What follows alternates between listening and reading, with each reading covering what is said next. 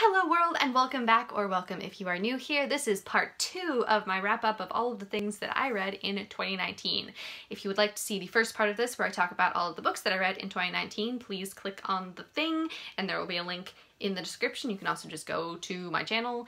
I now make booktube videos. This is a new thing for me, and I also make bullet journal videos occasionally, so go and check that out. This video will be answering some questions to sort of talk about my reading experience throughout the previous year. I got these questions from a page turner. Yeah, that is the channel. I will link that. I'm not answering all of the same questions, just the ones that are relevant to my reading experience, so that is what I'm doing. That really got away from me there. How many books did you read this year? I read 20 books in 2019 and it was so good. I know that number seems incredibly low in comparison to, you know, the rest of the world, but I read slowly and I have a toddler, so yeah. Did you reread anything? I did. I reread my favorite Christmas short story, which is Zwarte Piet's Tale, and I also reread most of Coldest Girl in Cold Town, but I didn't finish it. What were your top 3 books of the year? Beneath the Sugar Sky by Sean McGuire. It is my favorite book in the Wayward Children series that I read all of in 2019. Slay, which I talked about in my last video. Please just go and read Slay. It is so good. And my #1 favorite read from 2019 is The Golden Tower, the 5th and final installment in the Magisterium series by Holly Black and Cassandra Clare. Did you discover any new authors that you love? Sean McGuire! Somehow I had just not, my life had not intersected with Sean McGuire's work until 2019, and then I saw the light. What genre did you read the most? I actually read the most fantasy. I had to go back through all of the books I read and check, because I would normally have said science fiction because I love science fiction so much, but no, it was fantasy. Was there anything you meant to read that you didn't get to? There were a lot of books that I wanted to read. I end up DNFing a lot of books, which we can talk more about at some point in the future. It's not because I'm not enjoying them, it's for other reasons. But the one thing that I really did want to read that I didn't get to was Nosferatu by Joe Hill. What was your average Goodreads rating, and is it accurate? According to Goodreads, my average rating for 2019 was a 4.0, and given the books that I read, I would say that that's pretty accurate. Did you meet your reading goals? I absolutely did, and I surpassed them. What was your favorite new release? Slay, hands down, Slay, absolutely. It was so good. What was your favorite that's been out for a while that you're just getting into? The Diviners, for sure. Any books that disappointed you? I mentioned this in my last video. We're not going to talk about it, but Eleanor and Park. Please go and watch this video by Read with Sarah. It has everything that you need, and maybe we'll talk about this in the future. Your least favorite book of the year? Eleanor and Park. Were there any books you wanted to finish but didn't?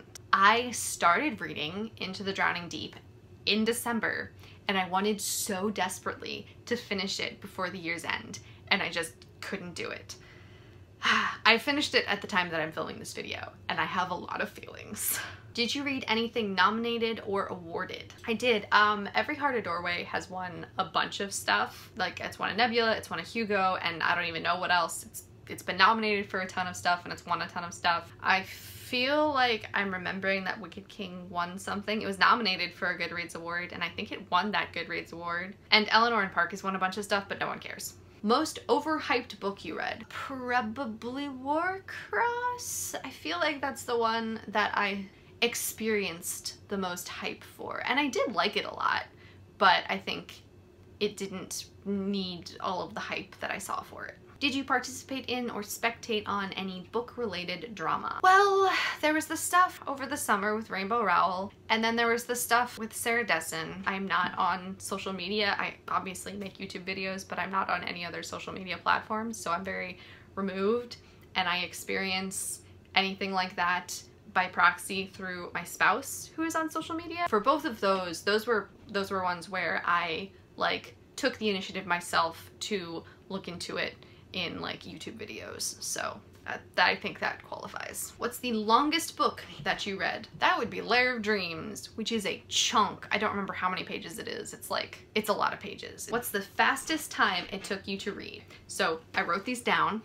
The fastest book that I read was In an Absent Dream, which I read in a day, which is extremely impressive for me. And then in second place, there's a tie for second place, and that is Down Among the Sticks and Bones and The Golden Tower. I read both of those in 2 days. And then in third place, at 3 days, is Every Heart a Doorway. Did you DNF anything? I DNF'd Nosferatu by Joe Hill, which I mentioned already, and the other notable one that I thought of was The Gunslinger by Stephen King, which is the first in the Dark Tower series. One of my closest friends loves the Dark Tower series, and I am interested to try and find a Stephen King work that I like. I haven't actually read anything by Stephen King except a nonfiction, and I tried to read this. I just couldn't get into it.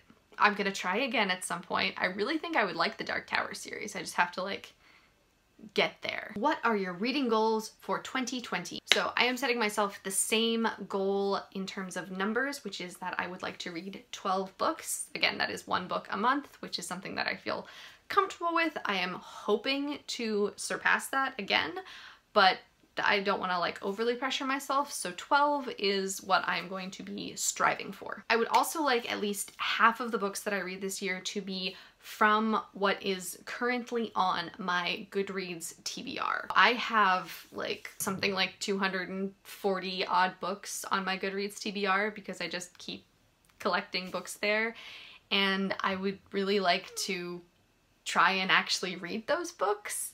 So instead of just constantly adding new things to that list or finding other random things that I want to read, I am trying very hard to go to that TBR list and use that to find things to read when I want something. I would also like very much in 2020 to prioritize reading books that are a different perspective than my own. Authors of color, queer authors. I would like to prioritize own voices stories. All right, and that ends my wrap up of 2019. I hope that you have enjoyed this. Let me know down in the comments what any of your answers for any of those things are. Go and watch the first part of this wrap up if you haven't seen it already. Like I said, that is all of the books that I read in 2019, and I will be talking about all of the books that I acquired in 2019 probably next week, so stay tuned for that. Thank you very much for watching, and I will talk to you all later.